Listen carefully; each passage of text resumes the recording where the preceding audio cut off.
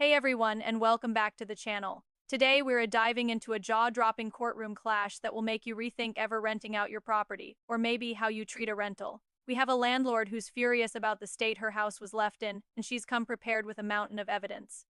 On the other side, we have the former tenants who swear they left the place in good shape. This is going to get messy, so let's get right into it. The landlord starts by presenting a set of photos. First, she shows pictures from her Craigslist ad, displaying a clean, well-kept home. It looks lovely, the kind of place anyone would be happy to move into.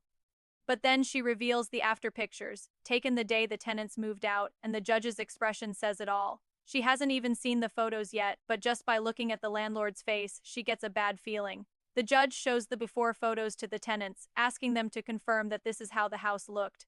When they moved in, they agree. Then the judge starts grilling them about the damages listed by the landlord. First up, a broken window. The tenants seem confused, asking what window. The judge moves on to a hole in the living room wall. When asked how it got there, the male tenant replies, "I don't know what hole you're talking about. It's not a great start for them."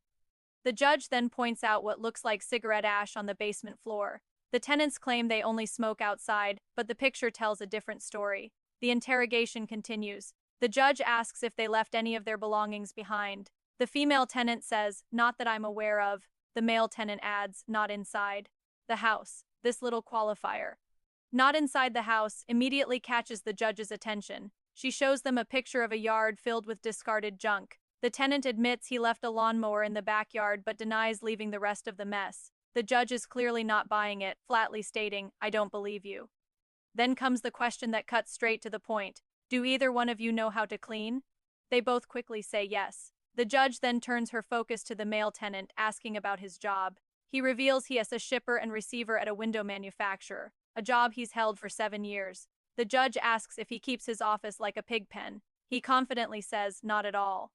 The judge's response is brutal. "Well, this is a pig pen." She's referring to the state of the house. The tenants try to defend themselves, claiming, "It's not how we left it, Your Honor." This is their big chance to prove their side of the story. The judge asks the most logical question. "Really?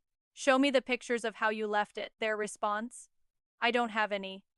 When asked why, they say they didn't think they'd need them. They argue that the landlord didn't contact them for 2 months after they moved out. They claim that if there was an issue, she could have just called them. This is a common mistake tenants make. The responsibility is on you to document the condition of the property when you leave, especially if you want your security deposit back.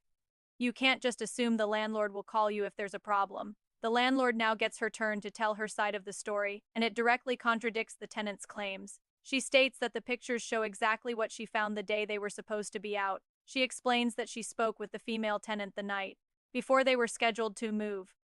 The tenant had apparently asked for a couple of extra days to finish clearing out the garage and to do some final scrubbing and cleaning. The landlord agreed but told her she would still be doing a walkthrough on the originally agreed upon date. So, on the 15th, the landlord went to the property, and what she found was the disaster we see in the photos.